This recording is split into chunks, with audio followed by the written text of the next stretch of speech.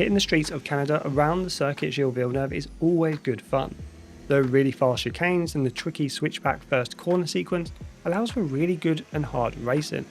As with most circuits, there is always one point of the track which causes setup issues, and this time around it's that really long straight. In a similar vein to Imola, Canada is best attacked with a higher downforce car setup.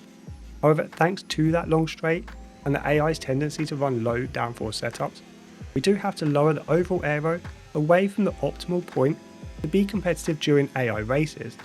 If, however, you are going for the fastest car setup possible across a single lap or competitively league racing online, our Pro Canada setup will be much more up your street. They feature higher downforce car setups that result in faster overall lap times compared to this setup. So go ahead and check them out if you feel this setup is too low downforce. And talking about aero levels, I've set mine to 19 and 18 for front and rear wings respectively. This is much lower than I'd ideally like, but it's kind of needed to be able to contend for overtakes down that back straight. The fairly small wing gap also ensures that the rear of the car remains stable in places where it's really tested, such as turns 2, 6 and 9. With the transmission setup, I have the on throttle set reasonably low at 65%. This helps through the heavy traction zones. Even though the circuit is pretty fast, the rear can get away from you at a good number of corners. Lowering the on-throttle diff will give you slightly more control and traction out of these tricky spots. Then I have the off-throttle set to 35% to help the car rotate a bit better into corners. And this makes up a little bit for that higher rear aero setup. With the suspension geometry, go left, left, left, left again. And then for the suspension, go 28 and 4 and 13 and 21 on the ARBs.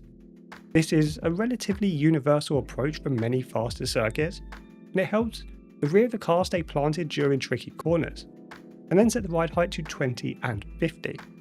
Much like the last two circuits, I have the bias set to 54%.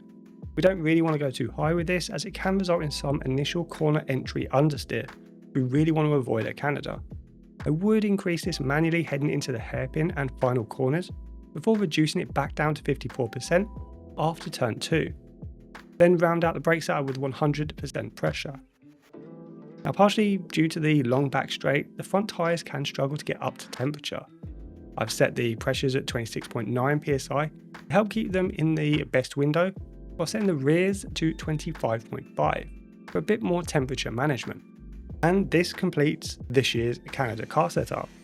It's a track that is very similar to Imola in many ways, but it's no surprise that other than the lower aero, the setups are very similar. The fast corners will keep you on your toes as the rear of the car can get away from you. However, we've combated a lot of that tendency with this setup. So go ahead and let me know in the comments below if you enjoy this track and what you think of this setup, as well as other F125 setups that have come before this.